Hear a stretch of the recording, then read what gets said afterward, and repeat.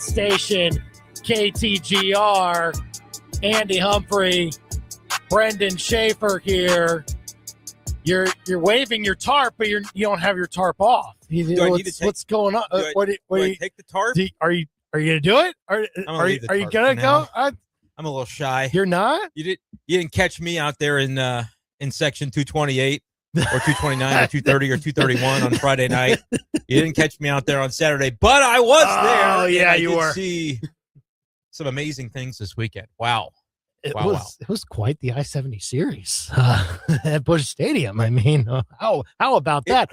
I mean, Cardinals fans probably feel that way. I don't know if Royals fans do. Well, Royals fans they got their lick back on Sunday, but still, I mean, I-70 series was not the storyline of the weekend at Busch. Like that, I think that could have happened against any team. It made it a little more interesting that it did happen against the Royals.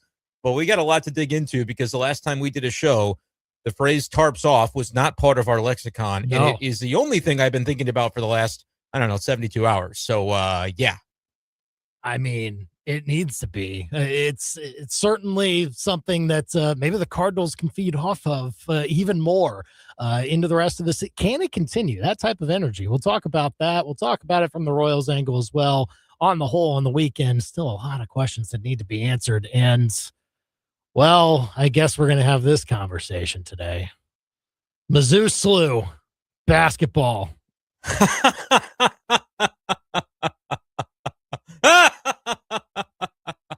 If it's going to happen, oh my goodness, how should it happen? Oh boy, we've been at odds on this in the past. 505. It seems like I might be winning. I might be winning out finally. You probably patience is a virtue. Looks to be that way. 505. You're on the Big Show. We'll discuss Mizzou SLU and those reports that came out late last week. You can join us with a call or a text at 875-KTGR, also on YouTube and on Facebook, youtube.com/@KTGR Sports and Facebook.com/KTGR Big Show. Now, the Big Show's Big Deal. So let's talk about Tarps Off, huh? Cardinals, Royals, I-70 series over the weekend at Busch Stadium. And it began Friday night with some club baseball players from East Texas, Nacogdoches to be specific, Stephen F. Austin. They were in the area to play some games of their own. And on Friday night, they decided to take their shirts off in one of the right field sections. And it grew from there to span 4 different sections, spurring the Cardinals to a walk-off winner on Friday night. Shout out Joe Alpozo for the big swing there. But then Saturday it continues. Those SFA boys out in Alton, Illinois, they win on Saturday afternoon on a walk-off. The rain delay allows them to get to Busch Stadium in the middle of the game. And the Cardinals do it again, scoring a couple of runs in the 5th inning against KC and winning for a second time with Tarps Off taking over the stadium. They did it again on Sunday. Andre Palante was great in that game. Sim Kolick even better. Royals got one game out of the series to avoid the sweep.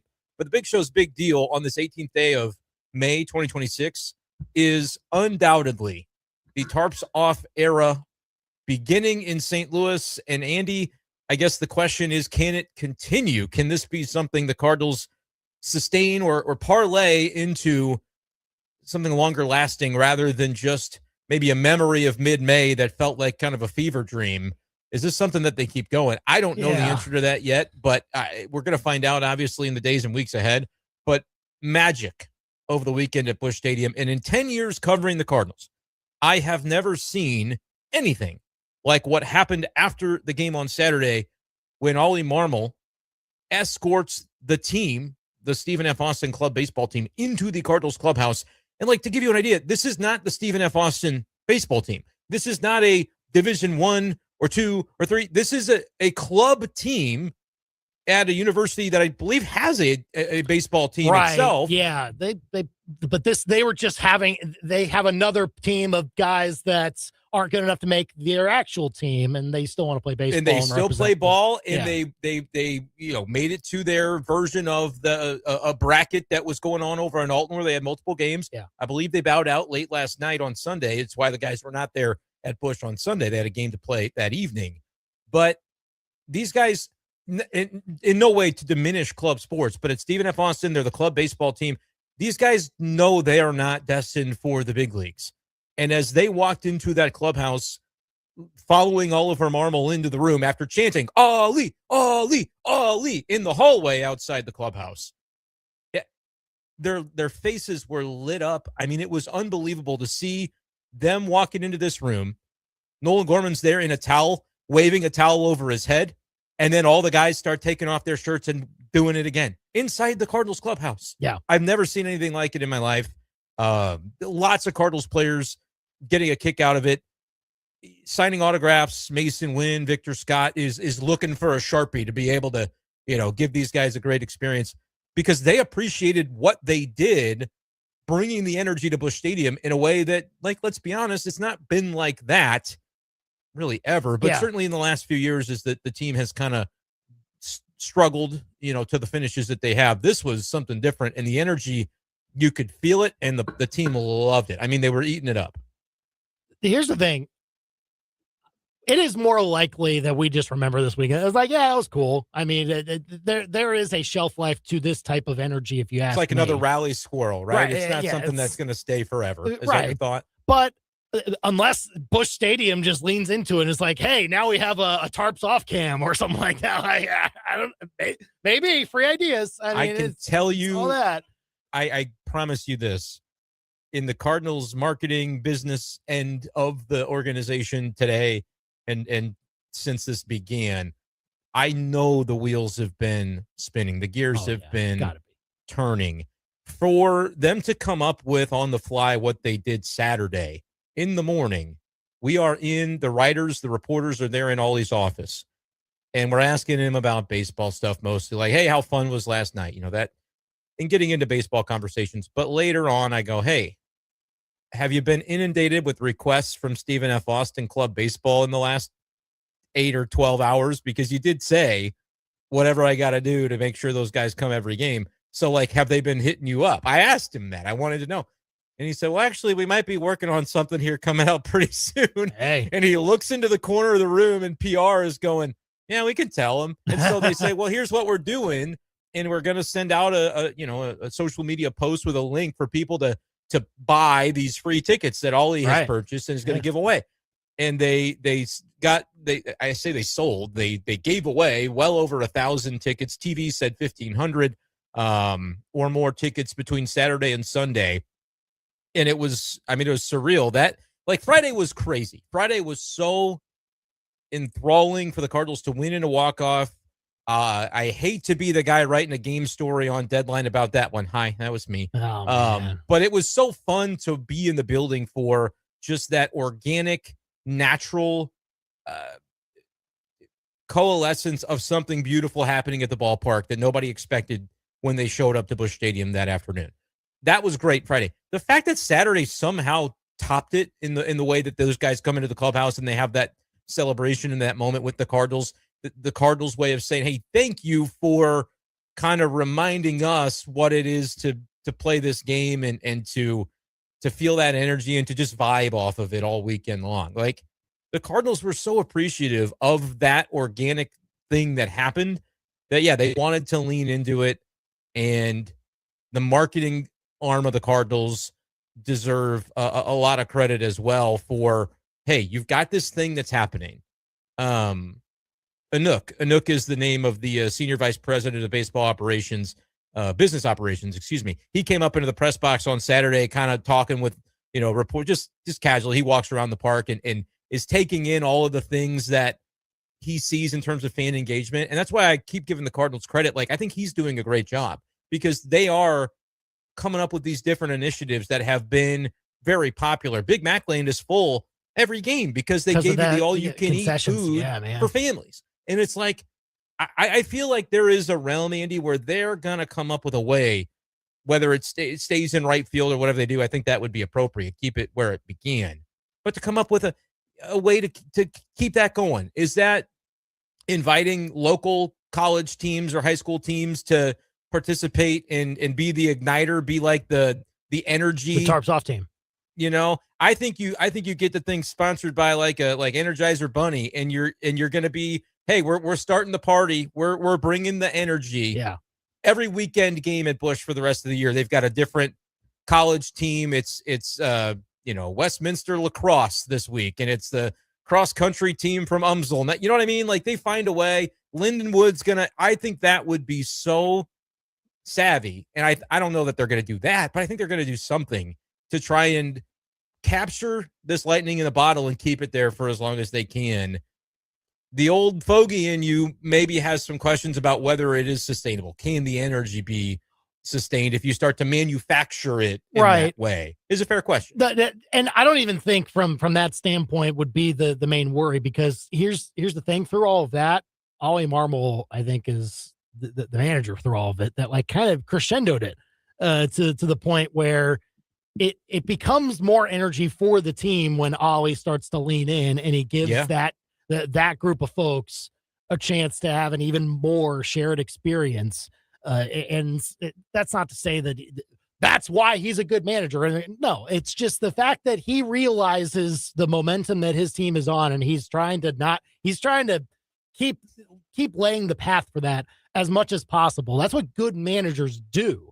So, I mean, that's kind of where I'm seeing it, is that I don't know if that energy wears off one way or the other, but I know that Ollie Marmol is the type of manager that will try to keep doing what works.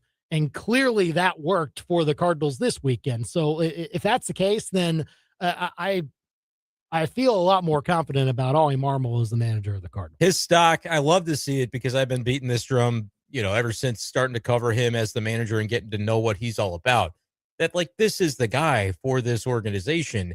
And I think the match of Ollie Marmol, his personality, his coaching style, his communication abilities, paired with this roster, I think is just aces across the board. It's not to say that he wasn't the right manager in 2022 when they had Albert Pujols and Yadier Molina having their swan song.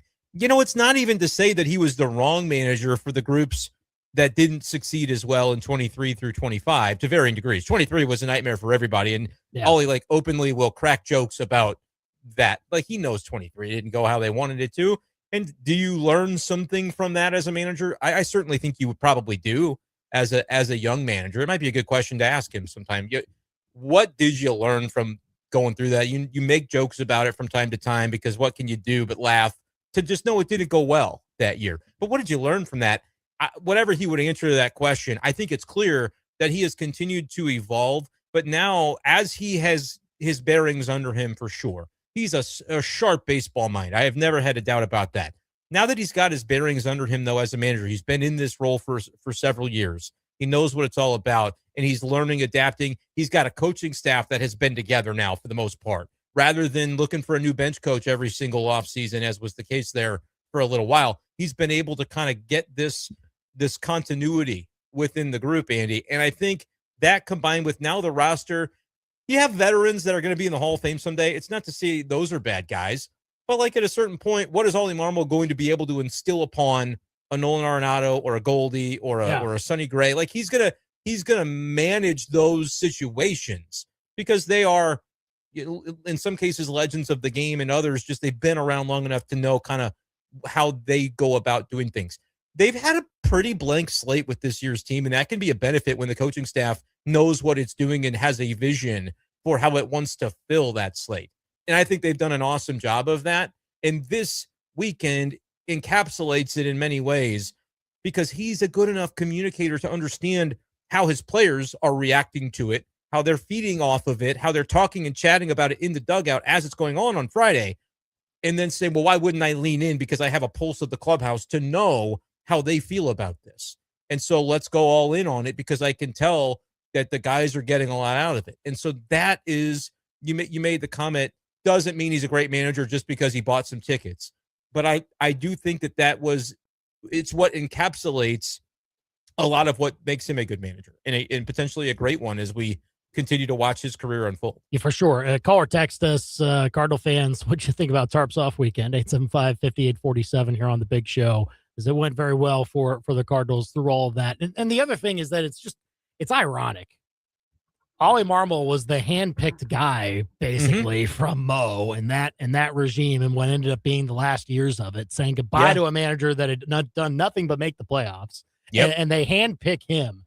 And then when they handpick him, they then decide to spend the next few years seemingly trying not to win.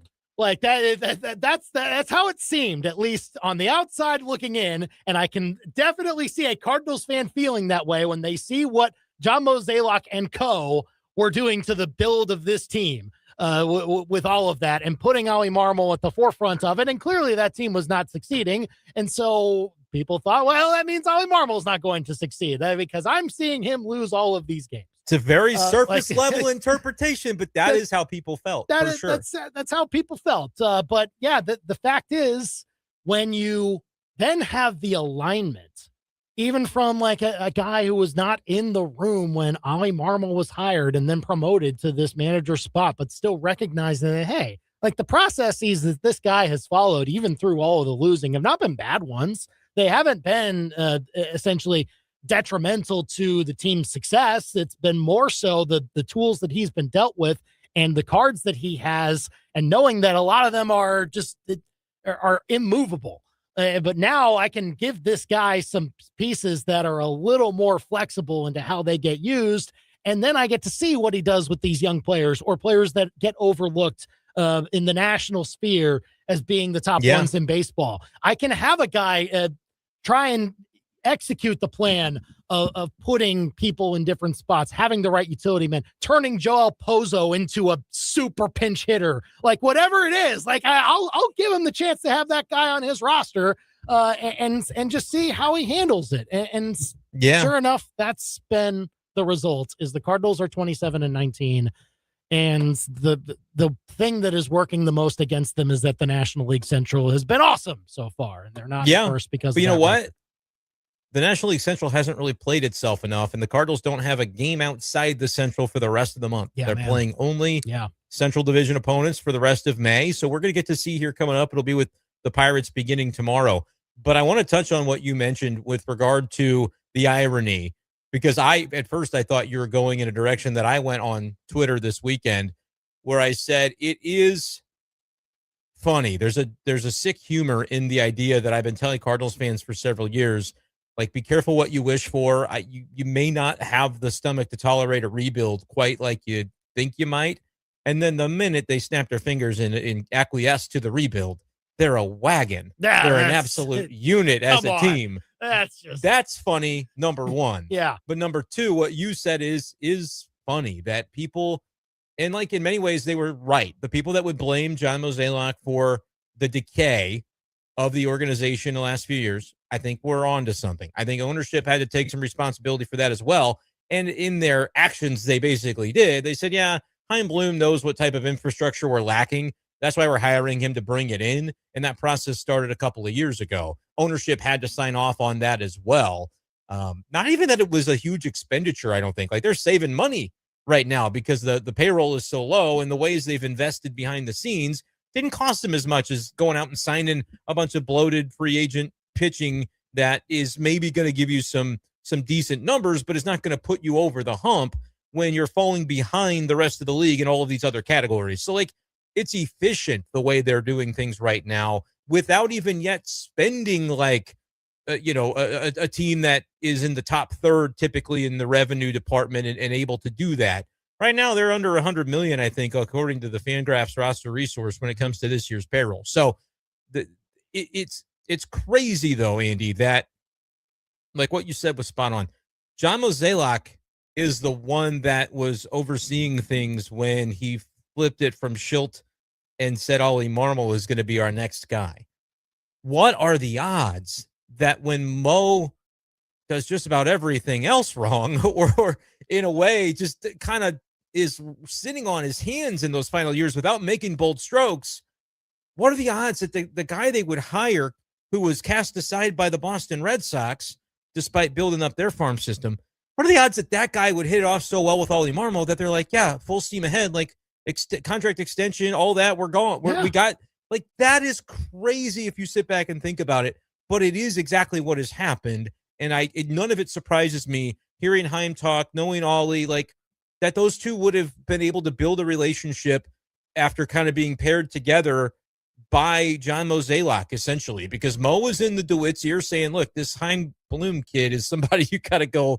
I mean, I'm not doing this forever, Bill. Chaim Bloom is good at this. Like, this would be a great get for our organization. And so, I think it ends up being a match made in baseball heaven that these guys are now kind of at the forefront of the organization. Are they going to win 100 games this year? No, probably not. Probably but not. could they end up being a really good team, and ownership can immediately say, you know what, revenues are starting to tick back up because we're improving already on attendance in the first year of laying this foundation.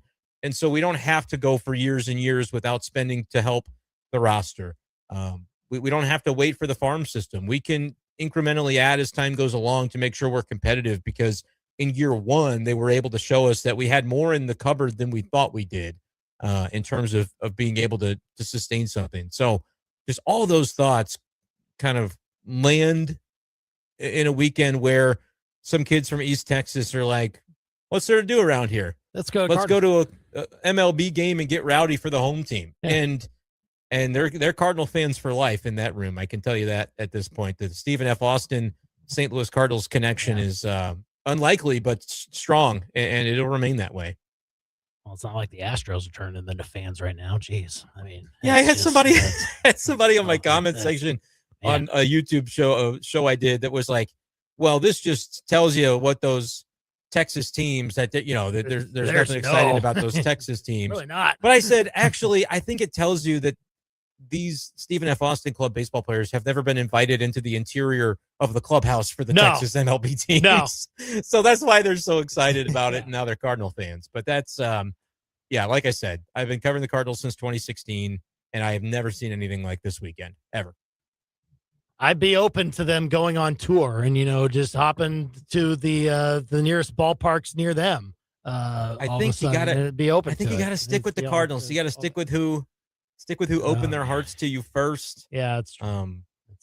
What I want to see now, and I was messaging back and forth with the baseball, the Lumberjacks this weekend. What I want to see now, and I will be beating the drum for this if it happens, if the Cardinals reach the playoffs, those guys are out there game one, the first game at Busch, throwing out first pitches. Gotta be. Yeah.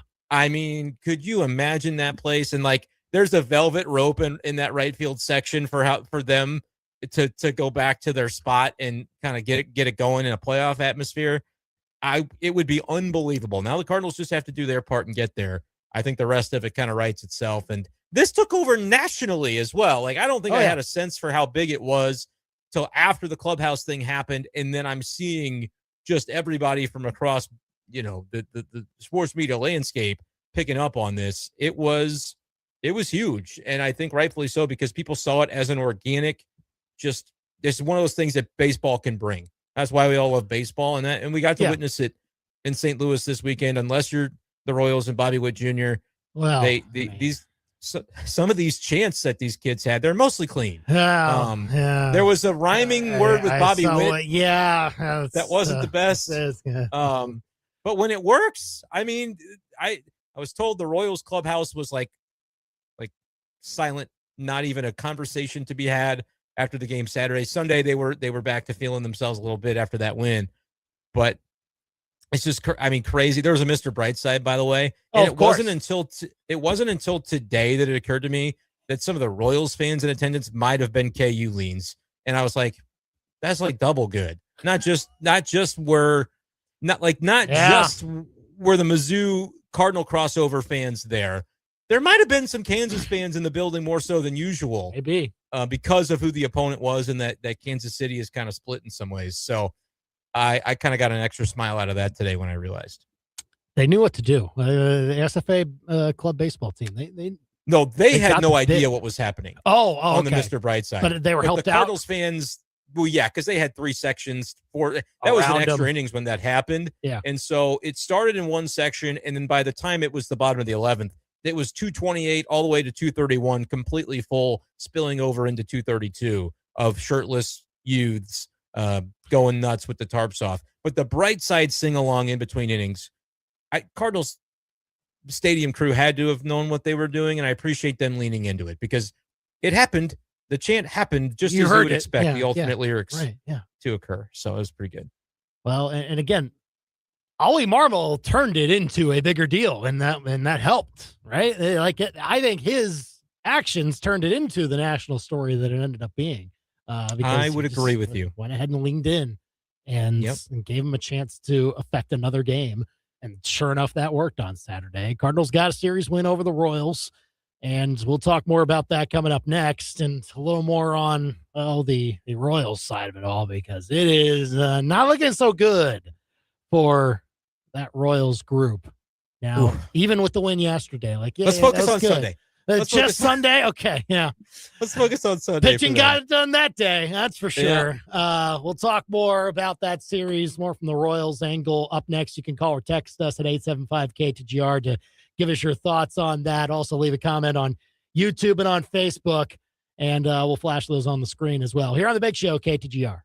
The best subscriptions in life are free. Subscribe to KTGR on YouTube to watch The Big Show and other exclusive content. YouTube.com/@KTGR Sports. 1851 Underground Tap and Grill in Fulton loves celebrating a change of season. Spring means new flavors in the specialty cocktail menu, as well as seasonal beers. At 1851 Underground, spring also means the Cards and Royals on TV, with the new hope of a new season. Plus plenty of space with pool tables and a beautiful wraparound bar. Find them on Facebook for daily specials too. It's not a secret, but it is underground. 1851 Underground Tap and Grill in the historic Brick District, downtown Fulton. Play it again, sports. Little League Soccer. Low lights. Emma into the box. She shoots and scores for the other team. Shot on net, and the goalie is nowhere to be found. Oh, there he is. He's back from the porta potty with Dad.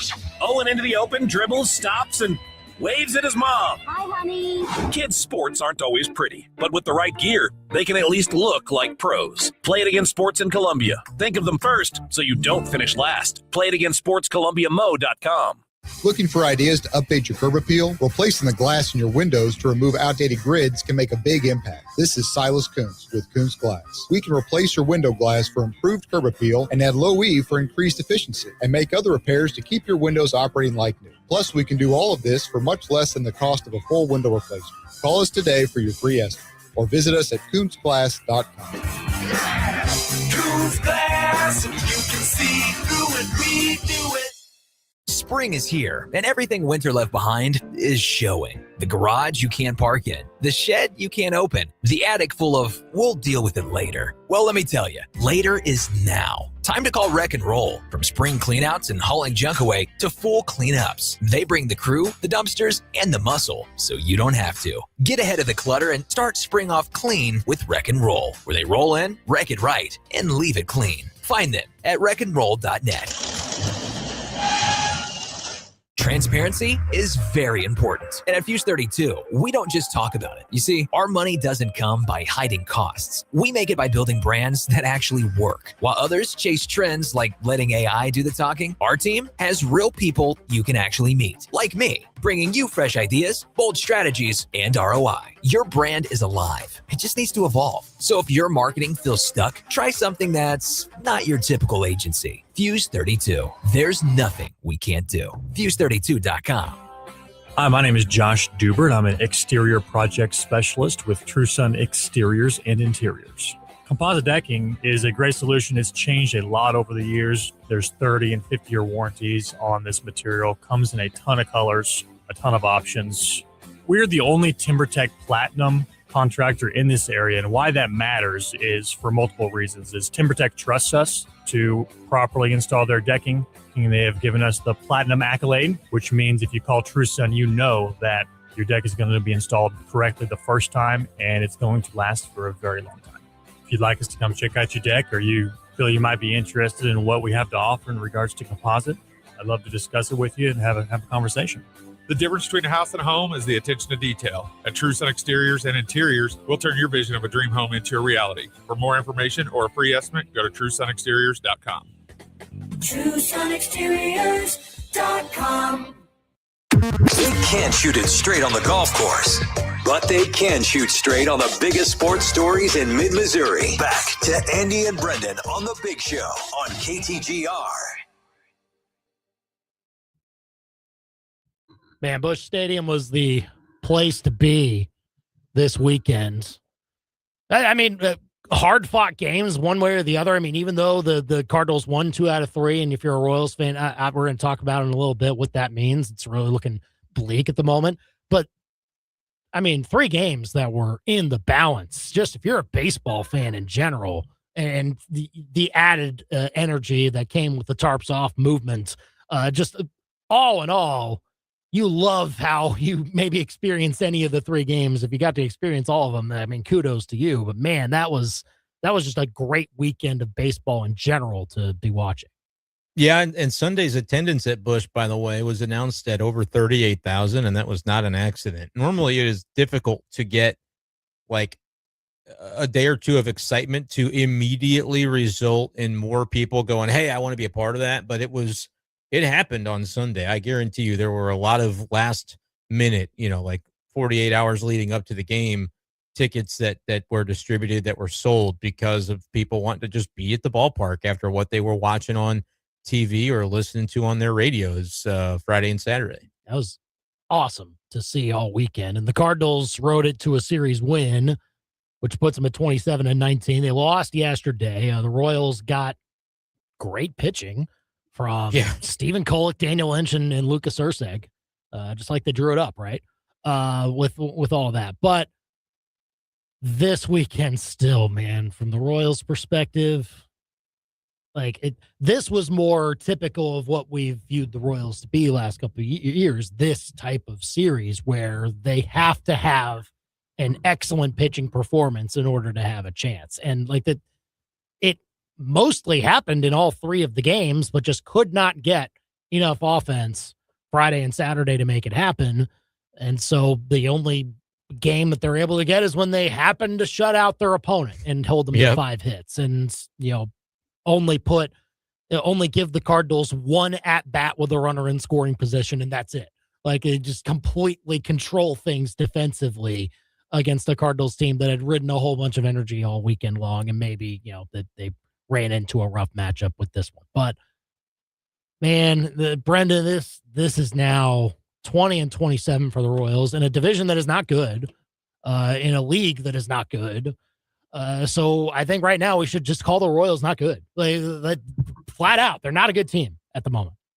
Oh man, I mean, they were close, obviously, in these losses to where that's like when you're within that margin of one swing, one play in either game, really going the other direction, might be able to find a way to win it. It's hard for me to paint with the broad strokes, but at the same time, you are what your record says you are, certainly by the end of a season. I would say that not in mid-May are you what your record says you are, but sometimes you are. Sometimes that turnaround doesn't show up because you do have a sample of 47 games to lean on to be like, yeah, this is kind of the team that we have been. So Cardinals fans taking the tarps off. We just put the tarp on the Royals season, put them in their coffin and bury them. Are they done? No, I don't think so. But there's something's got to give. And again, they're very predictable type of team. Like you said, when they win, it looks like this. It looks like Sunday. Can they find other ways to win often enough? That's my skepticism. And I know a week ago when they were a couple games under 500, I was saying, they're probably going to win this division because it's just not that good. But they got to find a way to pull out more of those type of games. And frankly, it wasn't even the Cardinals series as much that turned me off of them. That White Sox series didn't look good. Cannot have that happen. You just that's can't the real have it. problem. Yeah. That's the issue. The Cardinals series, dude, the 2 things change and they sweep the Cardinals, and we're talking about a completely bizarro world on the Tarps Off stuff. Yeah. The White Sox series can't happen. Can't. Even if the White Sox are a little bit better this year, you can't get swept by that team. It's a divisional opponent. Yeah. I don't care that it's the White Sox and we normally know them to be a dumpster fire. Right. They are a divisional opponent. That could have happened against the Guardians, the Tigers. It could have happened against any of the Twins, any of those divisional opponents, and I would be saying the same thing. Can't in that division be looking like that against. I mean, that's my thoughts. Is sure it doesn't look good, and again, the White Sox are definitely playing better baseball, and they had a good weekend as well against the Cubs. They won 2 of the 3, but 6-2 was the Thursday series finale. They beat the Royals and just not getting the pitching you need on Tuesday, Wednesday to lose both of those games 6-5. That's just not a situation that feels like you're going to be getting to the end destination that you want for this Royals season if you keep fallen short in those ways. No, because the pitcher is no longer the reliable force that it once was. You have a bullpen that's in shambles, that is searching for answers every single day, and usually it just doesn't come up the way that you want to. You pair that with a bunch of pitching injuries, which were added to today. Chris Bubich is now on the IL with arm soreness. So you've got a bullpen day tomorrow when you take on the Red Sox. That series starts tonight. By the way, 6:10 first pitch. They moved it up 30 minutes to try and avoid some rain. But there is not a very good plan in place at the moment. And I got to say, that is disappointing from a team that was expected to contend, not expected to win 90 games. Like we said at the beginning of the year, they're not if they get in the playoffs, I don't think we'd probably peg them to be a team that has a good chance to advance. But in that division and with how things are projecting, they were projected by Pacoda to be the team to win it. So like when you run through all those simulations, you can squint and see a team that is capable of making the postseason. Through this week, after a week where they built up all that momentum, you're thinking, okay, well, we're starting to see some hitters come along, but can they continue that? Can they continue Jack Caglione starting to figure out some things at the plate? Same thing with Carter Jensen or, other guy, Kyle Isbell. Like, can you do that? But if you're not going to play Caglione every day and you're not going to play Carter Jensen every day, then like, well, what are we doing here? Like if they can't show those improvements and be trusted with that to throw them out there against left-handed pitching, and then you say like, oh, okay, we don't want to expose them too much to that because they're not very good against them. Boy, you keep running Pasquantino out there, and like he's equally as bad, if not worse, in those same situations. Like the hitters that you are putting in those spots are not much better at the moment. So why not just put Caglione out there and see if he can continue to try and bud into the star that you hoped he would bud into when you picked him 5th overall, wherever it was. Like that's got to happen at some point. And even if you are in a spot where you're down in the dumps, maybe this is the best time to do it. Like you've got to spark something. Get this guy some regular at bats in these situations. I know he's up there already, but let's trust him in some more spots against left-handed pitching. Yeah, that's an interesting quandary. Like, do you lose something from the consistency of your day-to-day lineup by platooning as hard as they are? Or is it like you have to platoon because you're maximizing your matchups? I think with a guy like Caglione, that is the one that I would say, or excuse me, Caglione, yeah. You have to, he's just got to be in there. You know what I mean? Like, and I'd say Jensen probably is teetering on that as well. So to have a rhythm, right? You want the offense to be able to pick up more of the slack. I get it. It's kind of a catch-22 because you don't feel like those players are as inclined to succeed in certain matchups. But I think to get the rhythm of having like a heartbeat to your lineup, you do have to consider that too. And look, they're both in there. They're facing a righty tonight, Sonny Gray for the Red Sox tonight. SLU going for Kansas City.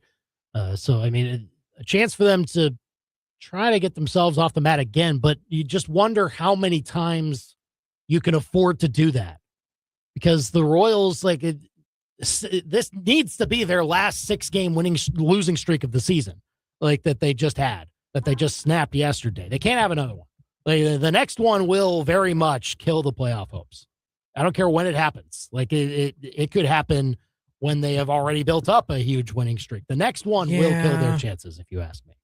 It's very hard to definitively say that just because of how much calendar is left. But I mean, you don't want to go too far down that road. You really don't. It's just tough to say. Here's what's not tough about it. It's that the American League is still weak.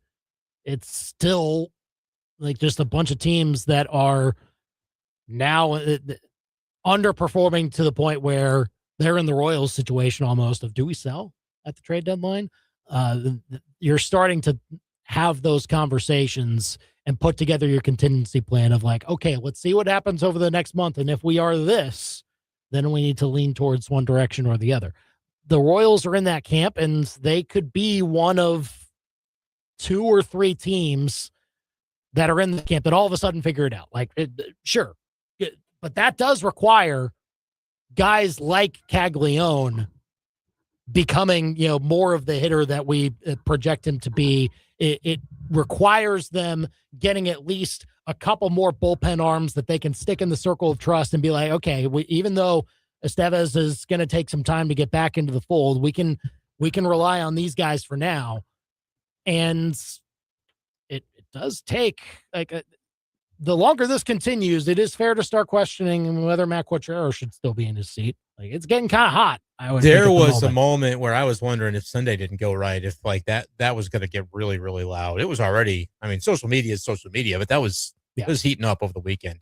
Like, to be the other team in the Tarps Off stadium, that can't feel good. And people were already upset with him coming into the weekend. Yeah. So the weekend to be what it was is not good for his situation. And I don't think I wouldn't necessarily be on the mindset of, hey, fire him now. That way you get a bit of a bump for the interim, whoever it ends up being. Like, this ain't hockey. It's hard. It happened to the Phillies, but you can't. I don't know if you can project that. No, I don't know. You can't. It's tough in this sport. I don't think whoever is in the clubhouse right now would all of a sudden rise up into Quatraro's spot and be better. It's so hard to know, but but it is very much a conversation. Like, if this season keeps going the way that it seems to be going now, it's very much a conversation at the end of the season about Matt Quatraro.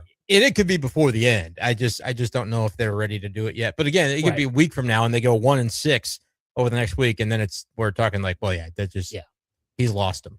That could happen.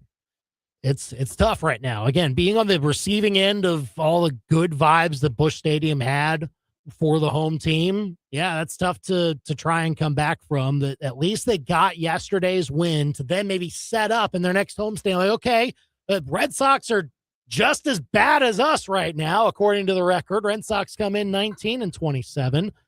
So two teams that are in similar spots trying to pick themselves up off the mat and be one of those teams that all of a sudden does better second half of the season, sneaks their way in the playoffs when they were maybe expected to be there all along.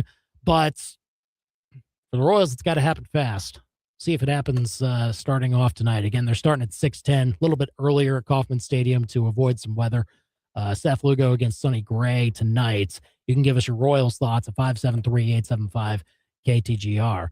Speaking of hockey, under the bus to the Golden Knights up next.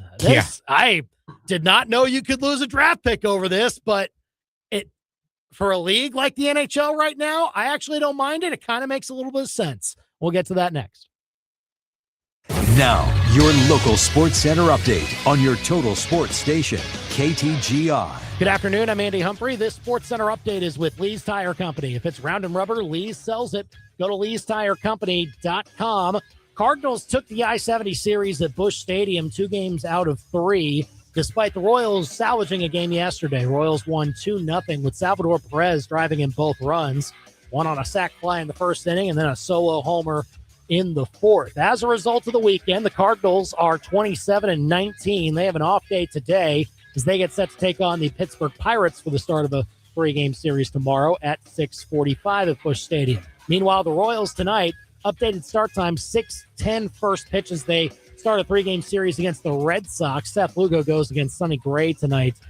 And again, first pitch is at 6:10 over at Kauffman as the Royals come in at 20-27. Mizzou baseball's regular season is done. The Tigers were swept at Texas this weekend, losing the finale on Saturday 12-7. They finished last in the SEC standings and 23-30 overall in the regular season.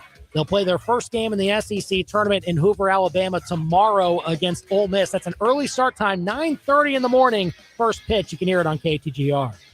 Your ABC 17 Storm Track forecast with Kuntz Glass. This spring, let Kuntz Glass install your perfectly screened-in porch. Learn more at kuntzglass.com.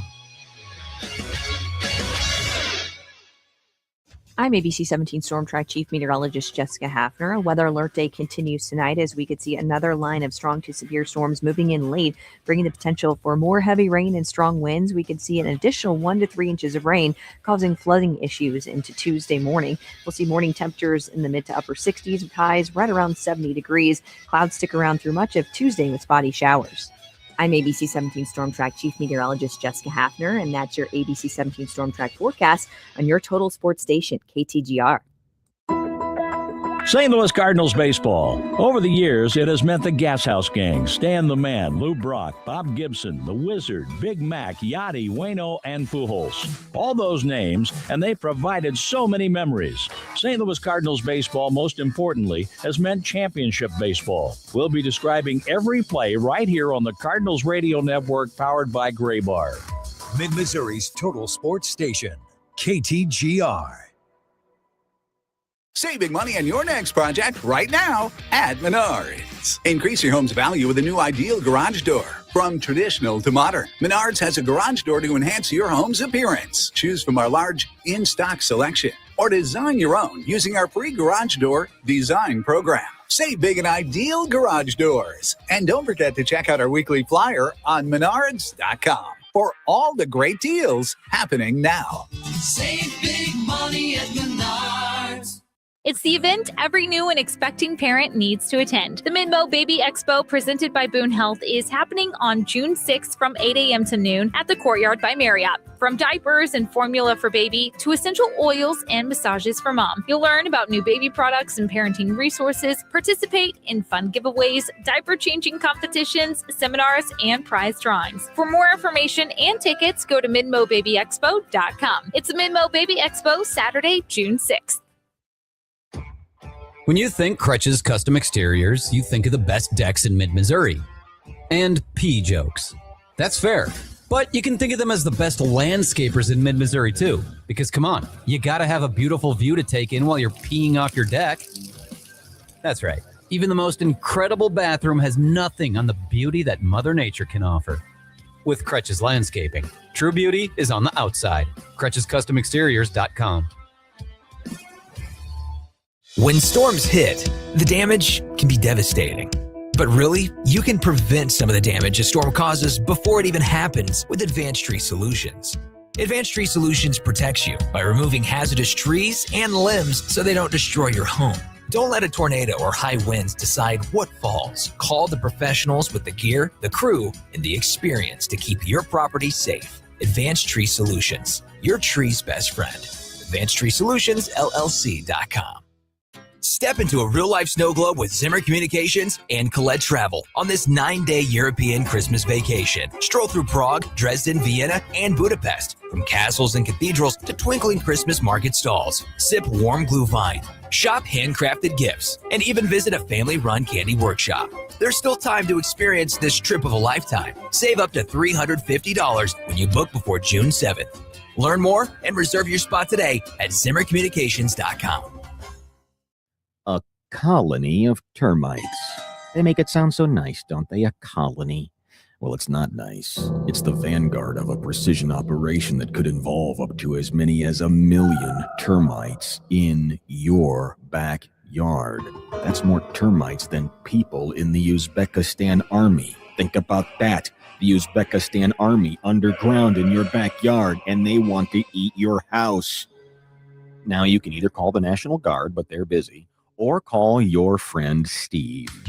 I'm Steve with Steve's Pest Control. Our Centricon system for termites doesn't just get them out of your house, it kills the entire colony, dead. Plus, we give a $250,000 termite damage warranty protecting your home. We're going to solve your pest problem. I guarantee it. From the tenacious termites to the rascally rodents, call Steve's Pest Control. Online at stevespestcontrol.com. Now you got a friend in the pest control business. Steve's Pest Control. Tired of calling Andy and Brenden? So are their wives. Then shoot them a text right now. 573-875-KTGR and become part of the Big Show. It's time to go under the bus on the Big Show. The Vegas Golden Knights lost a draft pick, and their head coach, John Tortorella, was fined $100,000 because they wouldn't talk to the media after a series clinching victory. Like, they're moving on to the conference finals. And the coach Tortorella closed off the locker room. I think they only sent like one guy out for like a side little conversation with somebody. But John Tortorella didn't talk to the media. Nobody else did. And the Golden Knights lost a draft pick for him. Man, a second-round pick. Brenden, I'm actually cool that like send a message, like NHL, this is important. Like your league's growing. You want to hear those stories? Like send a message to people who don't fall in line. Yeah, and they've been kind of skirting this in previous situations, Andy, where the league, I think, was fed up. I saw they said they could appeal it in person and that conversation could be had. I haven't seen the follow-up on whether they have appealed that. The Knights released a statement immediately, said, we're aware of this. No further comment will be made. I think it's very interesting. Would they maybe knock that pick down to be a lesser pick and still find towards the 100K if they appealed? Yeah, maybe, but they would probably want him to come in person and say, stop it. Seriously, this is your last warning. You agree to do media. That's part of the gig. Yeah. As a coach, as a player, that's all part of the contracts. Like, you've got to do it. Stop being a big baby about it. Just do it. Especially for the NHL, which is not like on the NFL's level or necessarily even the NBA's or having the summer that baseball is as a league. Like, you want to highlight your players. Tortorella just needs to get out of his own way with that. After a win, too, it's like, what are you doing? Like, it's just so weird, man. Under the bus. Anyway, we'll see how that gets resolved. Under the bus also to Brenden Sorsby. He is filing an injunction to try and play this year, even though NCAA is investigating him for gambling on his own team. And he obviously checked himself into a facility to work on a gambling problem. And again, whatever ends up with that, hopefully the best for him. Like, it's a real thing, and you want him to feel better about it going forward. But like, this guy should be done. Like, it's pretty explicit this guy should not play college football anymore if the NCAA is going to follow their rules, where they explicitly state, hey, if you bet on your own games, that's a permanent loss of eligibility. Like, it should be cut and dry right there. I loved this quote, apparently from Brenden Sorsby in the court affidavits. This is from On3. Quote, I rationalized placing those bets as a way to feel more connected to the team, to root for my friends, and to feel like I had a real stake in the games that I otherwise was not involved in. He later added, because the Indiana football team was not a very strong competitor in 2022, I lost most of the bets I played. Sure did. Cool. They did not have Signetti in yet. That's so funny. Sorry, buddy. No, that's not enough. Like, not playing for you? No, it's not. Like, rules are rules. Like, if you have a problem and you recognize it, okay, good. And you're trying to work on that, and that's all well and good. Hopefully that gets better for you going forward. But rules are still rules, and you should not play this. Yeah, it's tough. I don't see how he can be eligible, which I hate it because I think it would have been fun to watch him play, but I don't see how he can be eligible, Andy. I really don't. Best of luck to him for whatever holds. Like, again, the NFL supplemental draft could be an option for him. Like, he could enter into that and try to stick with an NFL team through that way. We saw Terrell Pryor do that years and years ago. But yeah, the Texas Tech's not going to have him. Like, this is just under the bus. Can't do this. Like, it is clearly in the rules. And while it might have been good intentioned that you were trying to help out your team or be more connected to your team as a result, doesn't matter. Rules are rules, man. It's time for the sweetest thing in sports on The Big Show. Well, again, it was Tarps Off. Like, that was the sweetest thing in sports. Not just in St. Louis, but again, Brenden, as you said, nationally. Like, that was awesome to see Ollie Marmol bring that group of kids in there that were just having a weekend of fun, but it ended up being impactful, and Ollie saw the impact and decided to amplify it. And he did very well by bringing them in the clubhouse, giving them that experience that they will remember forever. Yeah, and like I said, I haven't seen anything like it before. I don't know how long lasting it'll be, but it was pretty cool to be a part of in some small way, to get to kind of witness that, and just to see how much the Cardinals really did buy into it. Like, these guys, we see them on TV, we hear them on the radio, play for your favorite team. The guys behind the Cardinals were all about this, and the personalities really came out of a lot of the guys too. And so I thought that was really cool to get to see. So kudos to everyone involved for making that happen. And that SFA club baseball team, I don't know if they have any season left or if that was the end of their season, whatever tournament they were in this weekend in Alton. But they got any gear, man, send them our way. That'd be cool. There you go. Yeah, no kidding. From what we could try to get them on. I'm sure we could get somebody on this week. What I'm understanding is that tomorrow they are, according to Tamar Scher of Channel 4 in St. Louis, they're going to be back for one more time tomorrow. Oh, man. That's awesome. Love that. Same section, hopefully. Maybe they get a chance. I believe they'll be out in right field. There we go. So that'll be something to look forward to tomorrow as the Cardinals will start their series against Pittsburgh. In the meantime, we'll talk next. Mizzou SLU. Oh, boy. Brenden and I will discuss this back and forth at 5:05. Hi, everyone. Andy Humphrey here for Lee's Tire Company, coming out of the really cold weather periods, and you're thinking about the road trips that you want to take this spring and summer. Don't forget about checking up on your tires, though. Make sure that they are in good shape for those long road trips, and head into Lee's Tire Company because they're the tire experts. They've got a huge selection, and they have so many ways to give you money back in your pocket whenever you buy new tires, including this month when they give you $140 back on select sets of 4 Cooper tires or $180 back on select Goodyear tires. There are so many other deals that they run each and every month. You can find them at leestirecompany.com. You can also go there to browse their full selection, put your specs in, see what they've got available to you, and then head into Lee's Tire Company on the Business Loop in Columbia or at University Garage by the MU campus or their location in Centralia. If it's round and rubber, Lee's sells it. Go to leestirecompany.com. Play it or plunge it with Brian Ware Plumbing. We need towels, lots of towels, every size and every kind. I was confident 30 seconds ago, but now I'm losing time. We need towels, lots of towels. I cannot stop the tide. My wife was right, I should have never DIY. Vote now on the Brian Ware Plumbing Facebook or Instagram page.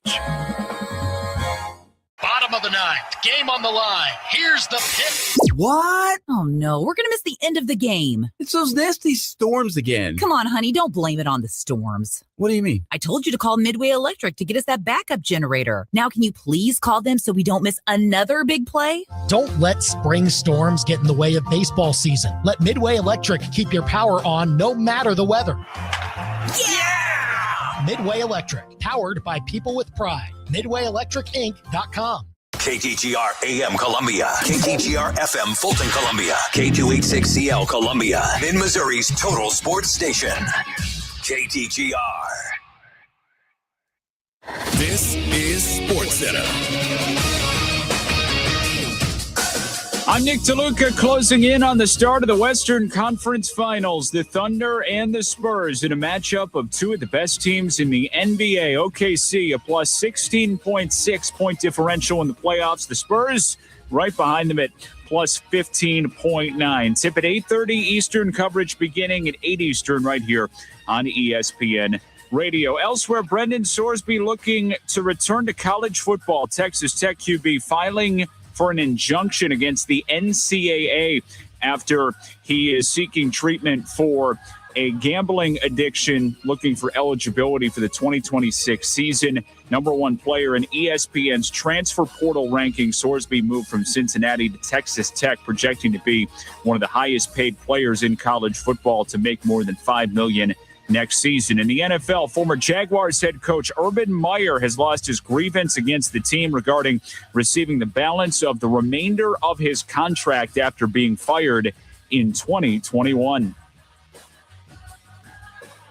ESPN Radio is presented by Progressive Insurance. Progressive can help you protect your home, auto, boat, motorcycle, ATV, and RV, and more. And if something wasn't mentioned that you had in mind, find out if it can be covered at Progressive.com or 1-800-PROGRESSIVE, because it probably can be. From Faroe. 15 to the 10, to the house. Busch. Back to the wall, and it's got her. And Arrowhead. Touchdown!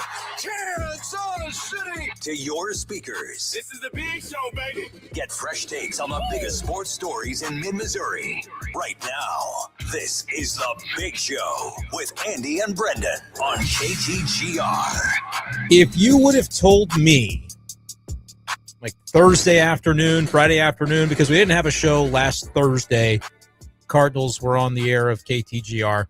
If you would have told me then, like Friday, that on Monday's Big Show, we wouldn't hardly mention the notion of Mizzou versus SLU in basketball until 5:02, I would have said, no, seriously, what the hell happened at Busch Stadium then this weekend? Well, Tarps Off happened, and so that's why we talked about it for an hour. Now we're going to talk about the good stuff coming up in just a couple of minutes.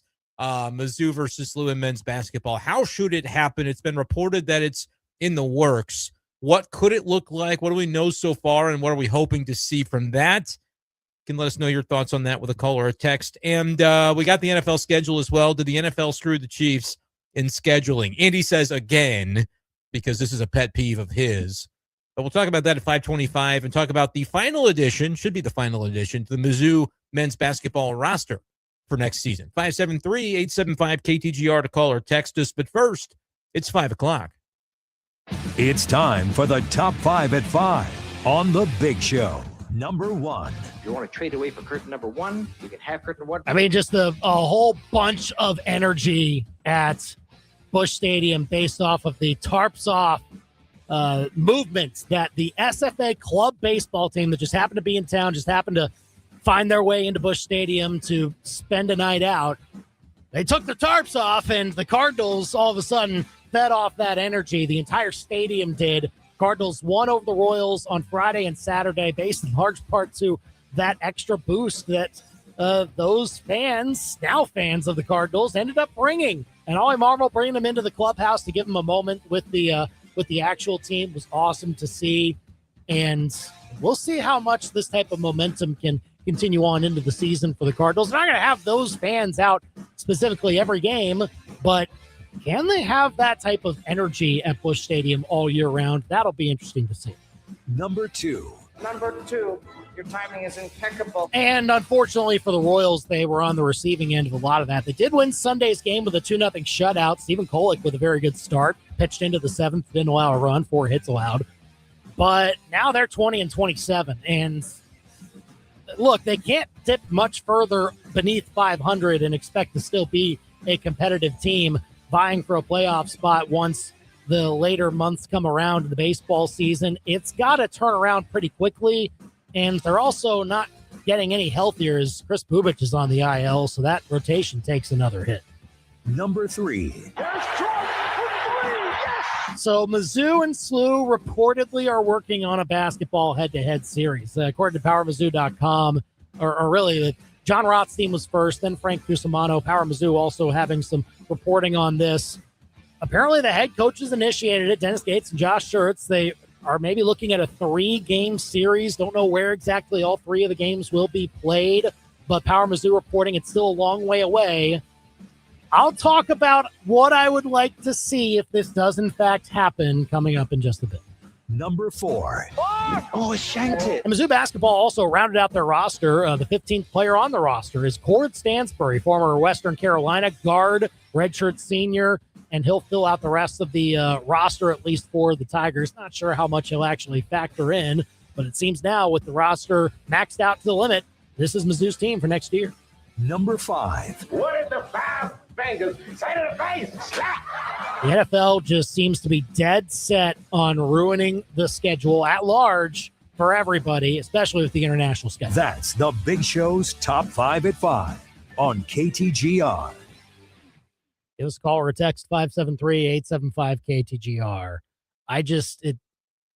The way that they, first of all, that they try to sell how it's okay that we're going to all of these streaming services and putting games on Wednesday and like all this stuff. Like, that's okay because 87% of our games are free, which is not technically true. You can't watch 87% of the NFL season for free at all. It's more like 1/3. But there's also just this movement of get as many good matchups internationally, or at least keep growing the international schedule some more. They've got 9 this year. I think they want to have at least 10 next year. And Mike North, who is in charge of all of the scheduling with the NFL, he is on record saying now that, hey, we think we want to try and end home game protections for all teams. Teams in the NFL can choose 2 games on their home schedule that they can protect from being an international game. Like, you don't take, these divisional games, or, in the case that, the Bills have hosted the Chiefs, but like, don't take our Chiefs game or whatever it is. Right. It used to be 4 or 5 games that you could protect, but they whittled that down to 2. Now, apparently they want to get rid of all of them. Like, any game can be fair game to throw over in Spain or Australia or wherever they want to go. And Brenden, it just keeps ruining it. It really does. Don't put our best exports and put them all the way over there. No, keep the good stuff here domestically. Like, let's not throw those huge matchups that we look forward to every year in the regular season of the NFL and put them at 8:30 in the morning when people are watching. Like, don't do that.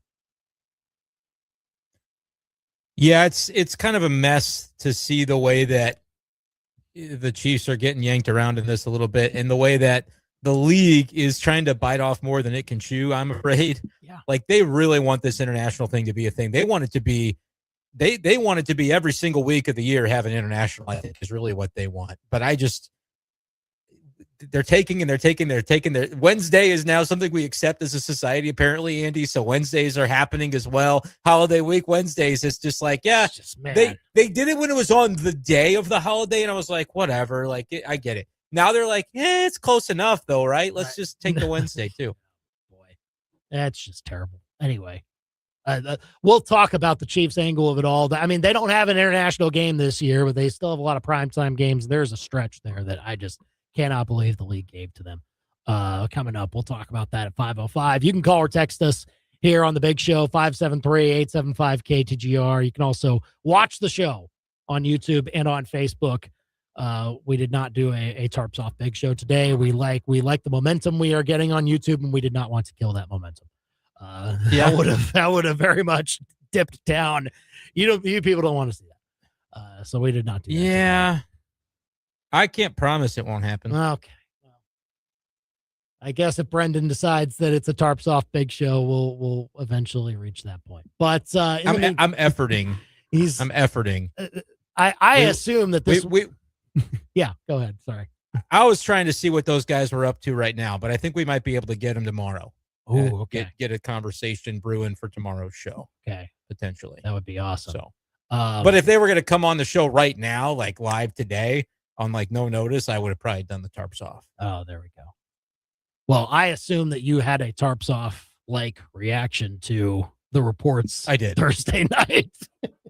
That Mizzou and SLU were working on a basketball head-to-head series that we have discussed before on this show, and we are on opposite sides of, and I think we're still on opposite sides of it, with the caveats of I would at least be interested to see what they are wanting to put together, because Brenden, things have changed. Like I would not have wanted to see Mizzou play SLU 5 years ago with the way they were currently like constructed. SLU was still kind of getting off the ground a little bit. Travis Ford was still there. Like it was a fine coach for a little bit, but then things really bottomed out. And Mizzou was coming out of the Conzo years and everything there. So like that you're trying to rebuild from that. But clearly it seems that these two head coaches are trying to be the ones that really drive this, which is okay. If you ask me, like the coaches themselves are the ones that should have the most say in these scheduling efforts, especially when you basically rebuild it every year. It's not like you have to throw one 5 years in advance because you need to get it on the books and that's how far it goes out. No, like Dennis Gates and Josh Schertz have their fingerprints on their schedule wholeheartedly every single year in their non-con. So that's fine that they are the ones that are driving this. But Brenden, here's what I would want to see. This is what would get me on board with Mizzou SLU. 2-for-1. 2 here, 1 there. That's your only. Now they are being Enterprise, right? Because that's not even a home game St. for them. Louis, I mean, like the Enterprise or Chaffetz, whatever they decide, that's their game. They might decide, hey, probably don't want to do Chaffetz for a game like this. Maybe we have our home game be at Enterprise Center, which would be fine. I think Mizzou probably doesn't want to play at Chaffetz because they wouldn't have any probably input over it, not just ticketing, but just like I think Missouri's preference would be to play at Enterprise compared to Chaffetz. Chaffetz is smaller. It's a lovely facility, but it's smaller. For a game of this type of interest, I think what you would probably want it to be at Enterprise. I personally, not the Mizzou fan in me, but just as a fan of basketball, we always talk about wanting these games on campuses. I would love to see it played at Chaffetz. Not just there. Like, I think if you're doing a 2-for-1, I would be happy to see one go to Chaffetz. Shoot, I would see this be an indefinite thing, especially if Bill Self is going to start ducking us again and you're looking to add some. I'm not saying Kansas and SLU are comparable. That's not what I'm saying. But like, if you've got schedule to fill anyway, because I fear that's what that crook is going to do, Bill Self. I think he's going to run try and skirt this a little bit. Once this year's game happens, I think he's going to be like, all right, that's it. Washing my hands of it, because I just think Mizzou beat him a couple years ago and he didn't like that. Well, he might not even be coaching when the series has to be re-upped. Like, it might be more of the admin. Well, they got one left, though. Yeah, they got one left. But not really. Is one left, so we'll see. But I think this is partially maybe prep for that, just to know that like they've got some open dates, so they may be working on a multiple year series. It was reported by Cusimano that it was 3 years is what they were working on. Rothstein had it first that they were in talks. That tells you like this must be pretty far along. But I think the reason we don't know any more about it yet is like trying to figure out exactly what we're talking about. Where do you play the games? How many games? What do you do? Mizzou fans that don't have any affiliation to St. Louis don't understand why we would go to St. Louis to play SLU. Like, what's the point? St. Louisans, I think a lot of them get it and are really excited about it. But I understand that like Mizzou fan base is not just St. Louis, just like it's not just Kansas City, just like it's not just folks that are in Chicago. Like it's not just people that are in Springfield or Southern Missouri or Northern Missouri. Like Missouri's in the center of the state. Totally understand that. But like for me as a basketball fan, I would love to see them play as many games as possible. And I don't care personally. Many will not agree with me. I do not care really that Mizzou like gets to little brother SLU and be like, we got the upper hand on a series where we get more than you. Like, I personally do not need that to be satisfied, but I understand that Mizzou, I think I view it very similarly to the conversations where I put on my SEC commissioner's hat and I'm Greg Sankey, and I'm saying, why would the SEC give up more leverage in these conversations about CFP, about, the kind of playing that game with the Big Ten and Tony Petitti and what they want? Like, I don't think the SEC is in a position where they should have to give up anything.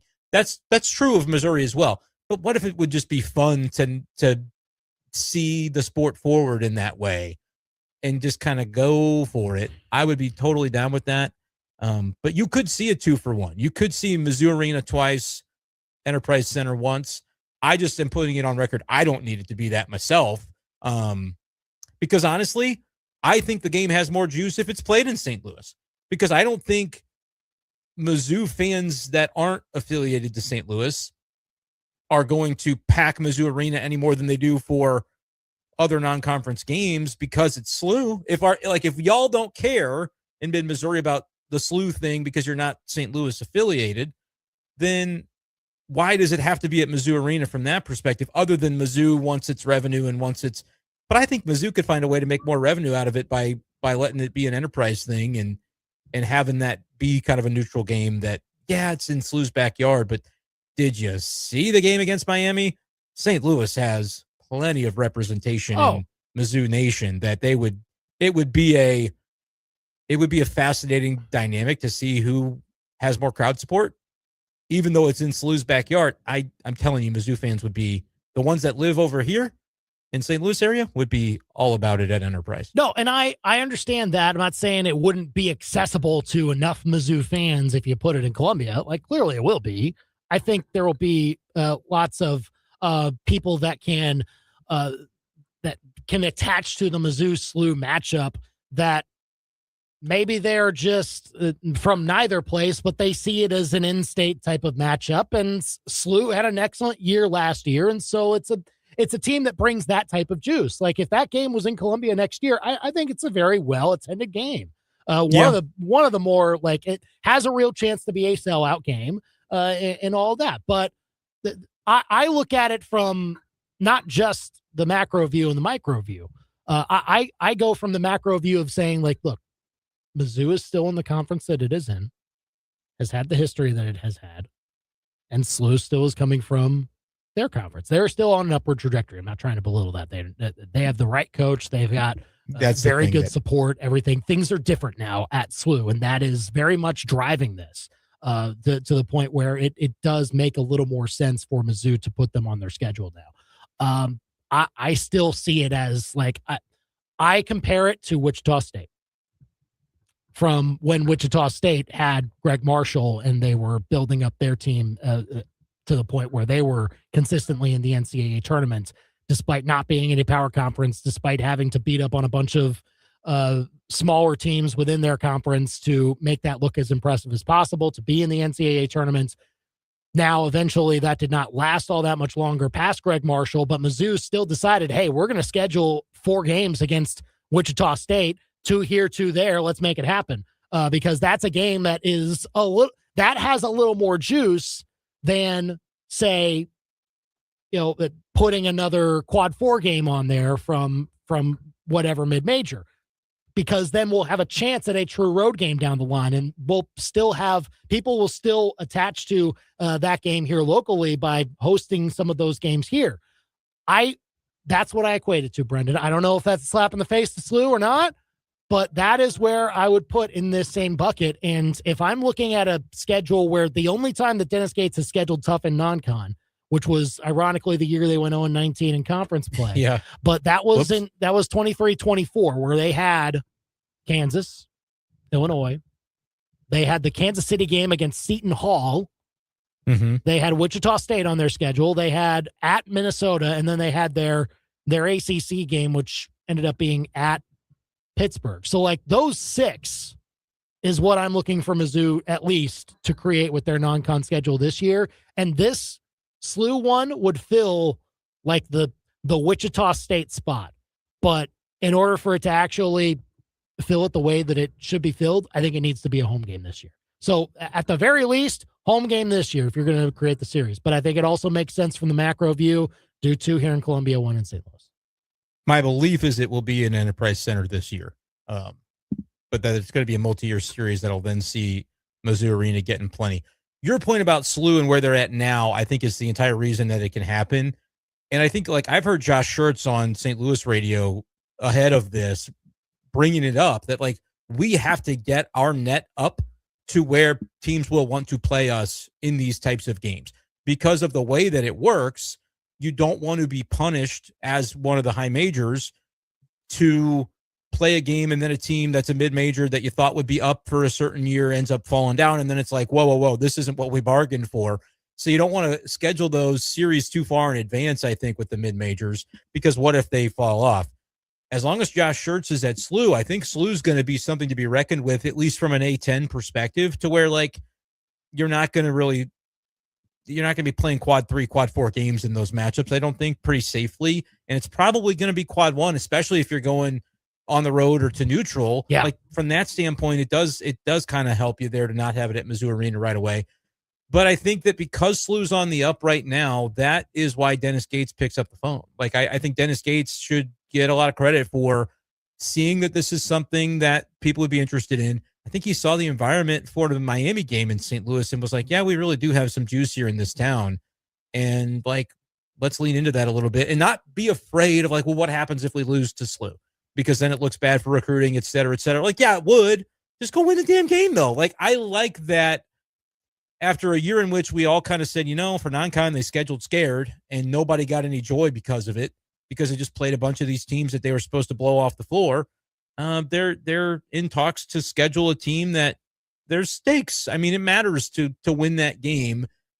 even if not every Mizzou fan thinks so, I think there is a good enough portion of the fan base that's like, yeah, I would get up for this game.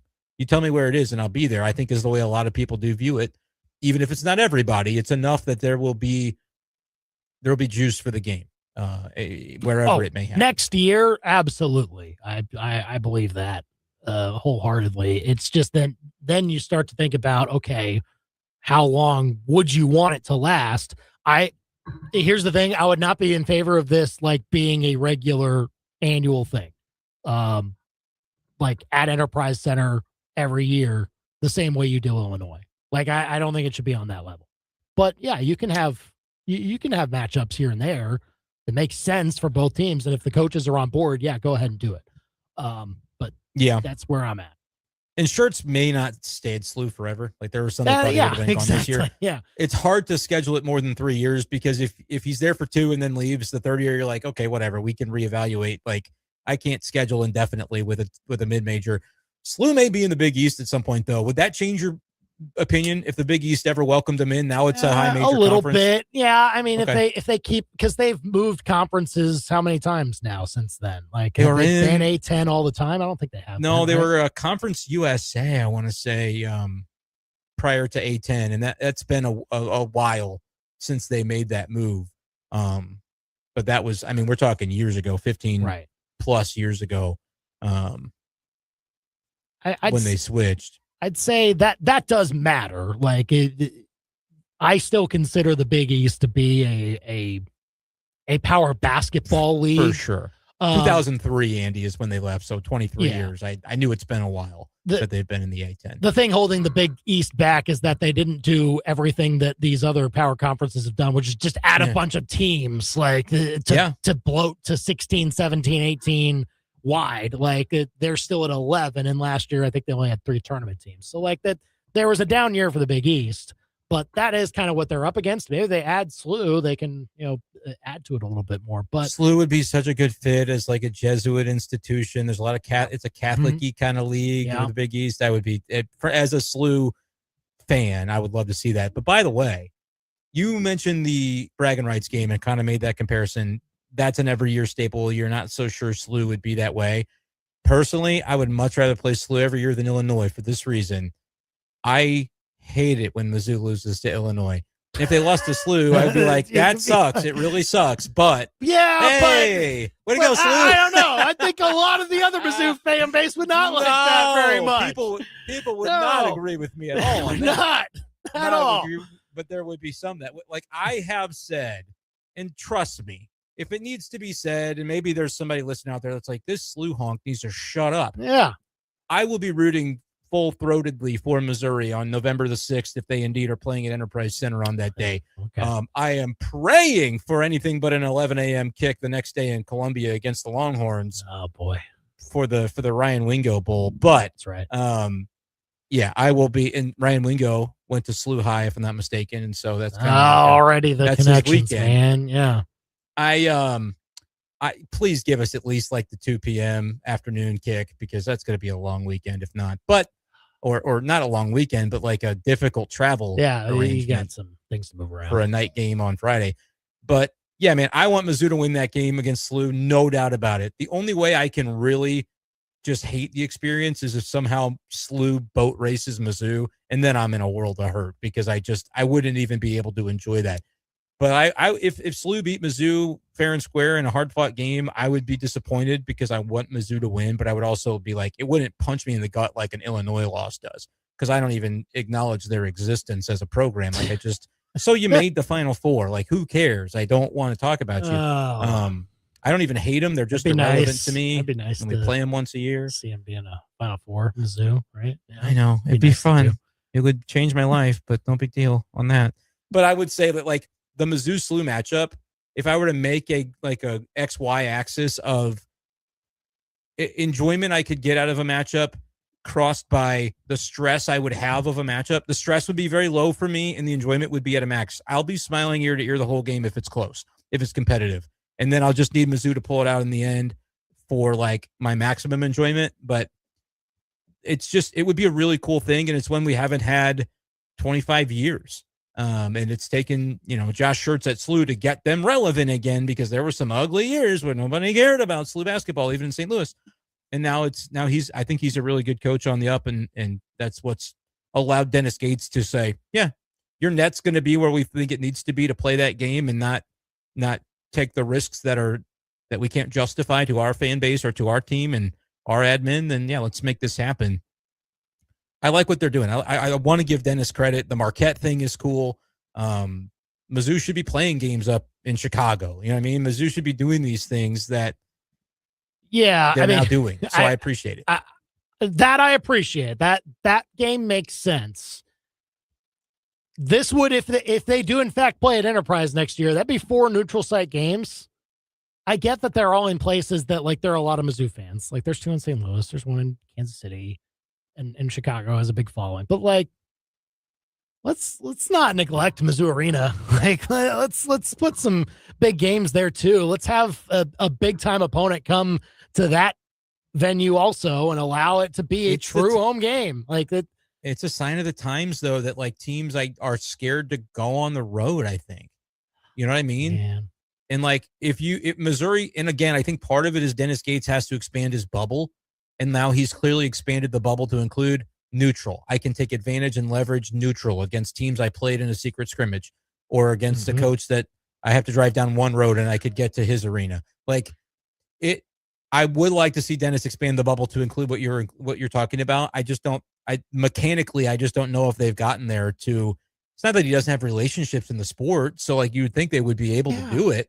But for whatever reason, like that hasn't quite been what we've seen. Is like big time home and home campus matchups for Mizzou hoops would be the very last thing. And then I got nothing left to complain about. I've been saying the SLU thing since I joined the Big Show 5 years ago. Yeah, and now I win. I think clearly over Andy, who said they don't. Oh, it's not official. Yeah, we don't. It's not. Hasn't been not announced. official.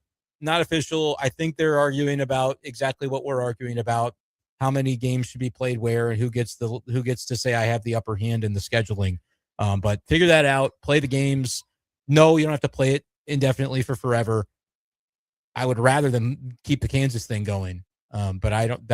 It takes 2 to tango on that, and Bill Self is a coward. So I'm glad that this is a news story that we're finally able to talk about after all these years, because I think it'd be a lot of fun. Call or text us. How would you want to see a Mizzou SLU basketball series happen? 573-875-KTGR. Speaking of schedules, I think the NFL screwed the Chiefs on theirs. That's next. Breaking down the Tigers, Cardinals, Chiefs, and more like no one else. The Big Show continues next on KTGR.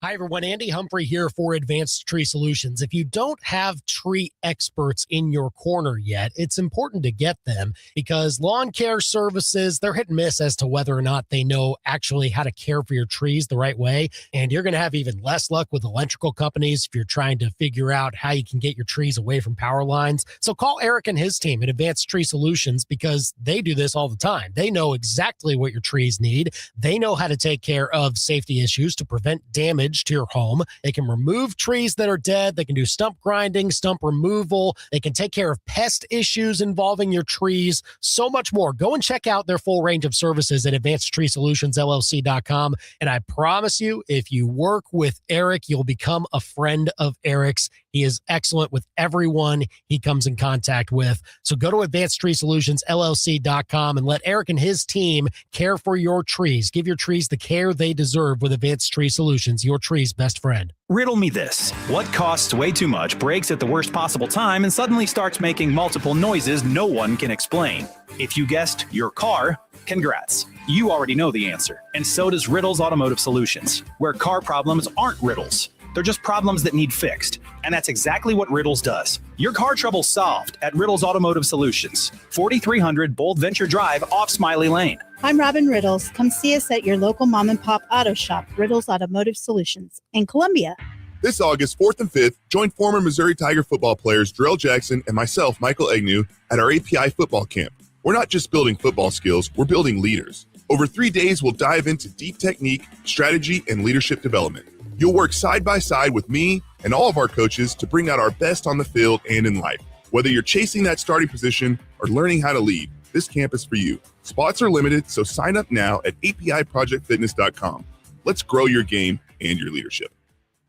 Time is almost up. There are only 10 spots left for the Zimmer Communications and Colette Travel 9-day European Christmas vacation. And once they're gone, well, they're gone. Picture yourself walking historic streets, taking in breathtaking views, and experiencing Europe the way you've always dreamed about. These final spots are going fast, so don't spend another year saying, maybe next time. Because next time may just never happen. Save up to $350 when you book before June 7th. But you better hurry. Reserve your spot today at ZimmerCommunications.com. What happens when a recruiter, a sales rep, and a manager walk into a bar? They leave their day at the door, grab a drink, order a few fantastically delicious burgers, and enjoy their afternoon. Now this is team building. Because Billiards on Broadway was built by people who know how to have a good time and share it with coworkers and friends. A team that needs a break walks into Billiards. What happens next is up to you. Looking on down for burgers and beer. Billiards on Broadway. Call your shot at billiardsonbroadway.com. Got to go to the bathroom. I'll be right back. Sweetie, the backyard's that way. Oh, yeah. Just figured I'd use the toilet.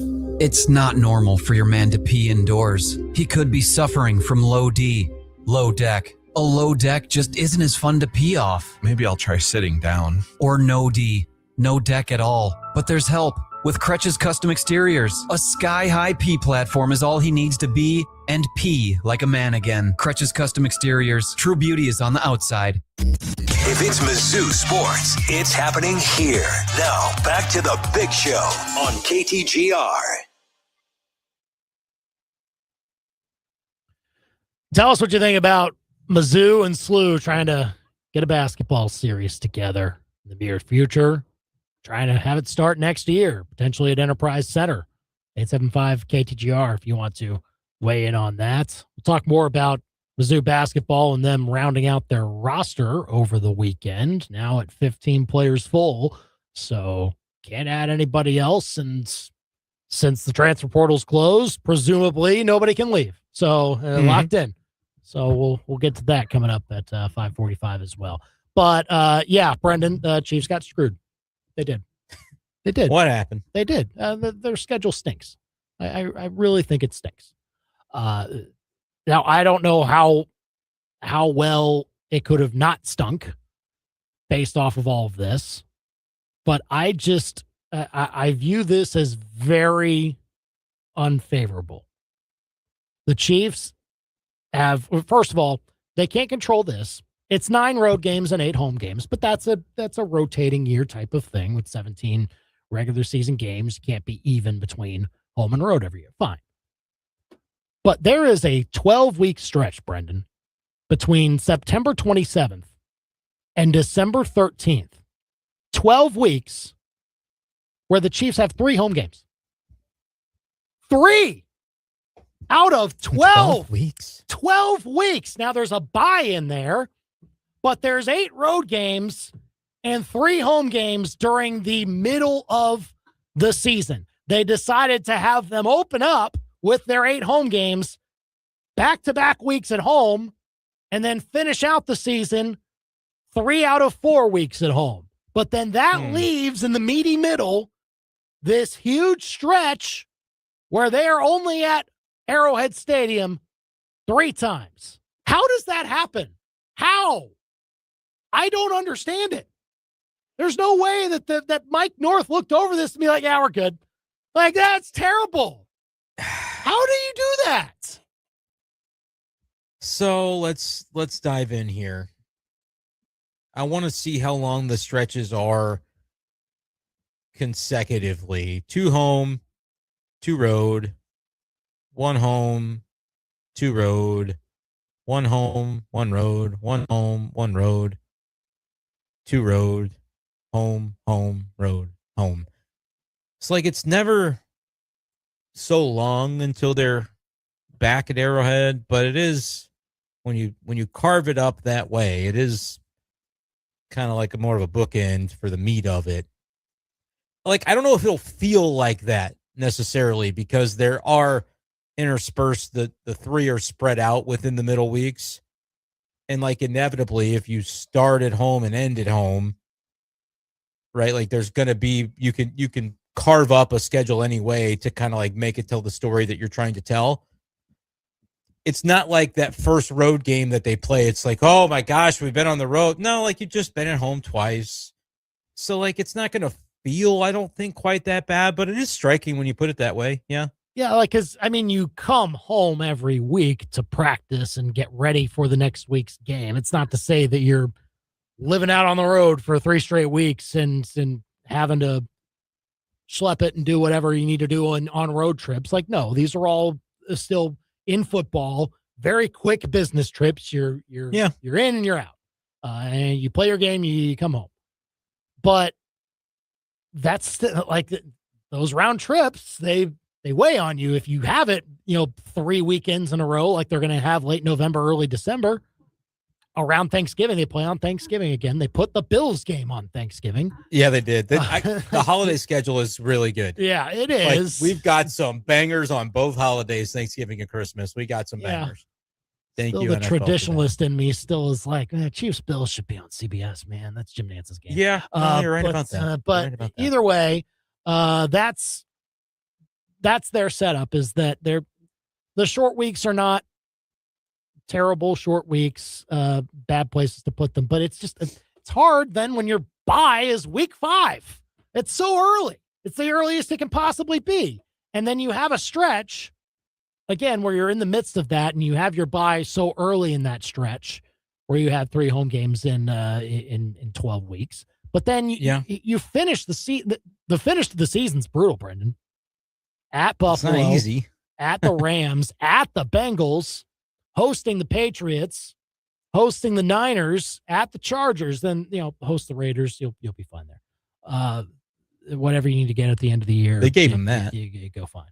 But that is a brutal 7-game stretch, Raiders notwithstanding, to finish with when your bye is as far away from the end of the season as possible. Yeah, I don't like the early bye, but Andy, it's happened enough years that do you think it's possible the Chiefs do for some reason that we're not understanding? Like, I guess. It seems like it's happened enough that, like, I don't know how similar it is to baseball, where, like, I know the Cardinals have been able to usually request, like, actually, yeah, for a while they liked starting out on the road because they feel like they get better attendance for their opening day when it's got a little bit of a better chance for good weather. That's not been the case the last couple of years. Like, they've started at home a couple few out of the last 4, but I just wonder, like, openly wonder, is that a possibility? Are we complaining about something that maybe they're asking for? I have no reason to think they would be wanting it, because it does on paper look to be kind of not a favorable thing for them. Here's the thing, though. I'm looking at this schedule in a lot of different ways to try and parse out, like, is it unfair? That's your supposition. Cut it into 4-game chunks, and you get 2 home, 2 road, 2 home, 2 road. The third chunk is, I think, when we're getting closer to Thanksgiving, that 1 home, 3 road. So that's a tricky one. But then it's 2 and 2, and then you're home for the last game. So, like, when you have 8 home games, I think inevitably, if you ever are stacking 2 in a row, which happens to happen at the beginning, and there's a 2 in a row toward the end, that inevitably it's going to get dicey elsewhere, because you just have 1 fewer than what you'd have if it were the other way around. But if you break it down that way, 2 and 2, 2 and 2, 1 and 3, 2 and 2, 1 and 0 to finish. Like, it's not crazy. It's arbitrary endpoints that make it look crazy. When you're playing those road games at the beginning that start the big stretch of 11 that you're talking about, you will have just had 2 at home to begin the year. So it's like you've banked that goodwill, and then you got to pay it out somewhere. Whereas if they started on the road, then it would be a lot juicier in the middle. But because they bookend it with home games and they double up on nearby home games on both ends of the schedule, that's just the function of it. I don't know if that's, like, they get to start at home. That's good. Get to end at home when they could be playing for playoff seeding or clinch a division or clinch the 1 seed. Like, get the Raiders at home to finish. Isn't that what it is? Yeah. That's not so bad. I mean, I don't think they got screwed. I don't quite see it the same. But I understand your points. Like, it does look, if you play the arbitrary endpoint game, it does look funky. I will admit to you that it does. Well, and the NFL is very much working under the assumption that Patrick Mahomes is going to be there week 1. I mean, we already knew that was the first game before the real schedule release. It was Broncos on Monday Night Football, but then they come right back at it, and they're like, okay, Colts on Sunday Night Football. So like 2 primetime games in a row. They have, I believe, 6 in total in this schedule, and it could end up being more based on whether they want to split away the Chargers game, because apparently they're also like leaving week 17 as TBD. Usually they'd only do that for week 18, but now they're going to let week 17 be kind of a floating week for everybody also, of like, well, maybe we want to wait to release these times and make it a more, viewer friendly type of setup. And we don't know when that Chargers game will be played or what network or anything like that. So I get it. You can't make everyone happy, but it just sure seems that several years over this stretch that they've done about as well as they can do to make it hard on the Chiefs. And I feel like they did again. All right. I think it's okay. It's not favorable, but I'm more like it's a 4 out of 10 in scheduling fairness instead of you feel like it's like a 2 out of 10 probably. And I'm like, it's like a 4 or 4.5. It's on the side of fair, but it's not egregious as I look at it. Well, bottom line, they are going to have to bank some wins early. Got to get the Colts, Dolphins, Raiders, like that at least 3-1 by the time you hit your bye. And whether that means you're splitting with the Broncos and Colts or you win one, lose the other, whatever, but non-negotiables, even though they're on the road, Dolphins and Raiders, like you got to have those. And then we probably need the Chargers right out of the bye.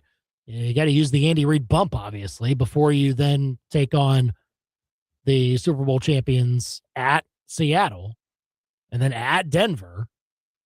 And then there's a little bit of a reprise in there where you get Jets, Falcons, Cardinals. But like that, then the stretch really beefs up. It's like you the first half of the schedule, you need to see the Chiefs at something like 6-3 at least.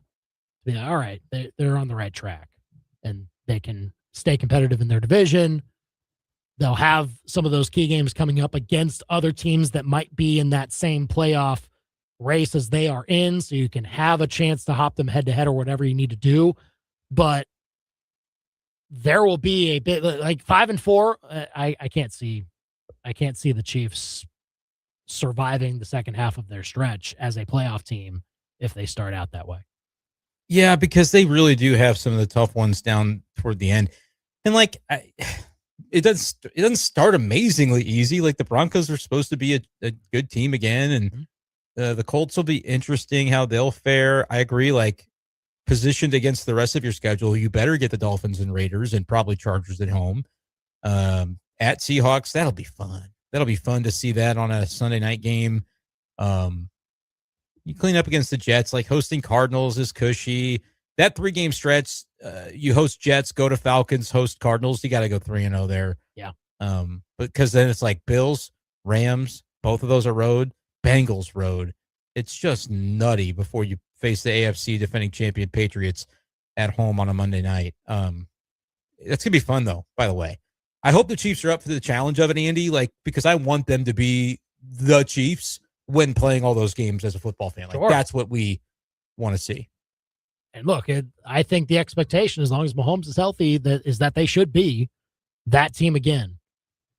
But man, they're going to be tested. By the way, that they're not really being helped out, at least the way that we know, to try and measure this before we even see games being played. But we talk about the adage, like, well, now you have a third place schedule, so that should be easier on the Chiefs. Well, no, not so much, because if you just go off of win percentage last year for all the teams that are on their schedule, Chiefs have the 5th toughest schedule in the NFL with a third place schedule. It looks that way too. Yeah. By the way, like just looking at it, it doesn't look easy. No. It doesn't feel easy. No. So they're not getting help from that either, based on them finishing so poorly last year. Their schedule is still pretty tough. So we'll see how they do with it. Give us your Chiefs schedule thoughts, 573-875-KTGR. Mizzou's basketball roster is now set on the men's side. How do we feel about it? That's next. Now, your local sports center update on your total sports station, KTGR. Good afternoon. I'm Andy Humphrey. This Sports Center update is with Lee's Tire Company. If it's round and rubber, Lee sells it. Go to leestirecompany.com.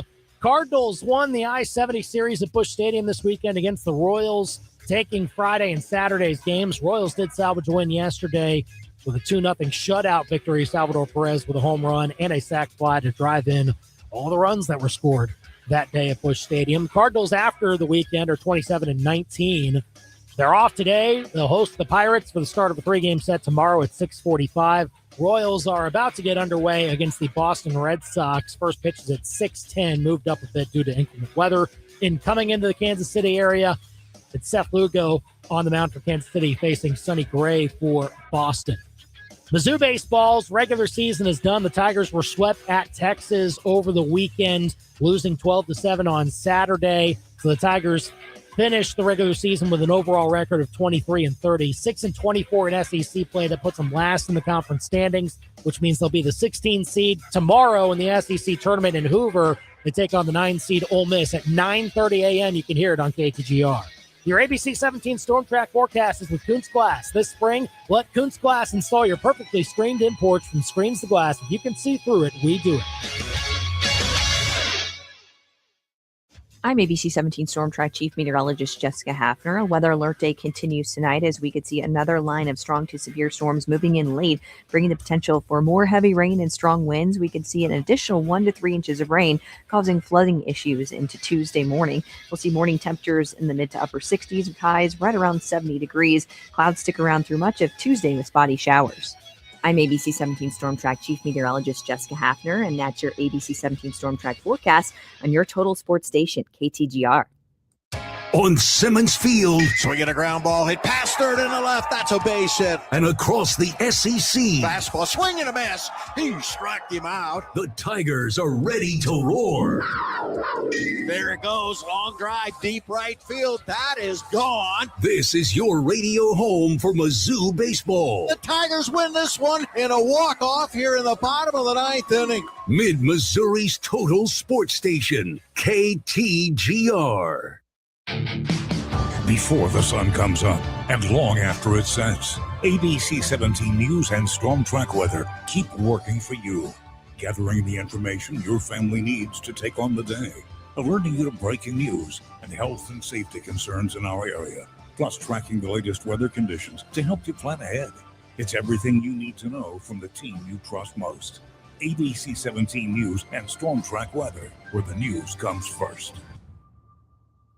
We all hear the radio ads about the IRS. They tell you to be afraid, to be scared, and they try to frighten you into calling. I'm not here to do that. Tax Relief Advocates is different. TRA is here to tell you that if you owe money to the IRS, whether it's $5,000, $50,000, or $500,000, we have a solution. It doesn't matter if you're sitting in your car, at work, or with your kids. No matter where you are, call now. 800-498-6548. Don't lose hope. TRA can eliminate or reduce what you owe to the IRS. Generous programs are now available that can give you a fresh start. Our passion is taxes and helping individuals fix their IRS problems. We have over 1,000 5-star reviews on Google and an A+ with the Better Business Bureau. You don't need to be afraid of the IRS any longer. End your tax nightmare today by visiting us online at TRA.com or call 800-498-6548. That's 800-498-6548. Tax Relief Advocates. Real solutions for real people. Play it or plunge it with Brian Ware Plumbing. The bathroom made my wife cry, so I said I'll just DIY. I'll fix this on the first try. Why? I watched a YouTube video. Whoa, now I think that I'm a pro. Whoa, I'll have the stupid toilet fixed. Whoa, before you even have to go. I watched a YouTube video. Vote now on the Brian Ware Plumbing Facebook or Instagram page. Play it again, sports. Little League Soccer. Low lights. Emma into the box. She shoots and scores for the other team. Shot on net, and the goalie is nowhere to be found. Oh, there he is. He's back from the porta potty with Dad. Owen into the open, dribbles, stops, and waves at his mom. Hi, honey. Kids' sports aren't always pretty, but with the right gear, they can at least look like pros. Play It Again Sports in Columbia. Think of them first so you don't finish last. PlayItAgainSportsColumbiaMo.com. From elegant weddings to corporate lunches with flavor and flair, Courtyard by Marriott Columbia brings the party and the pros. It's the home of Main Event Catering. And with every event, you'll get an award-winning chef, full banquet staff, and drop-and-go options for any size crowd. And the event center holds up to 300 guests with 8 flexible rooms. If you need help, there's a Marriott certified wedding coordinator on staff too. Book now by calling 573-443-8000. Hey, construction dude, congrats on the killer contract in Cape. Sweet. So, how are you going to get that Mongo crane down to the job site? Here's a haul of an idea. Just Google I-70 Towing. They're Mid-Missouri's go-to crew for heavy equipment hauling, too. Semis, dozers, RVs, goosenecks, farm and construction stuff, school buses, boats, bring it. If you use it, they can move it. Call the team they think you'll really love to meet. I70towing.com. Goosenecks. Give me some long necks. Your daily fix of local sports lives here. This is The Big Show on KTGR.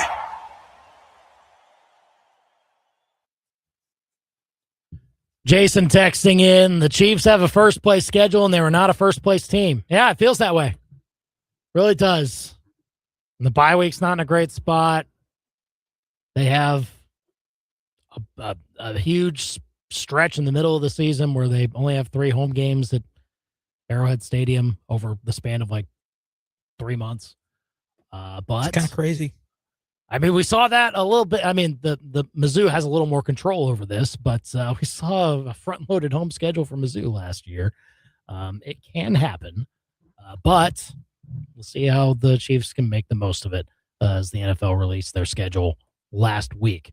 Mizzou's men's basketball roster is set now because they filled their only spot left with a transfer out of Western Carolina, Cord Stansberry, great name.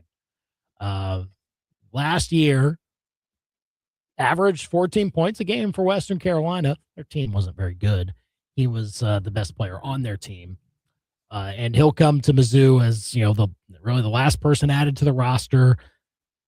I don't know if he factors in all that much, maybe gets into a few games, but I think we knew for sure who the main impact players were going to be on Mizzou's roster at least a couple of weeks ago when they added Kennard Davis, and then it was all about, okay, get a little more depth. They had Jordan Crawford last week, and then one spot left, which I thought maybe they would at least leave open through the end of this month to see, like, hey, are there any players dropping out of the NBA draft that maybe you have a chance at? But no, they went ahead and filled it now. So that's it. That's the roster, Brenden. Yeah, and I think they did it exactly the way I thought they would over those final few pieces. I'll even include Kennard in that.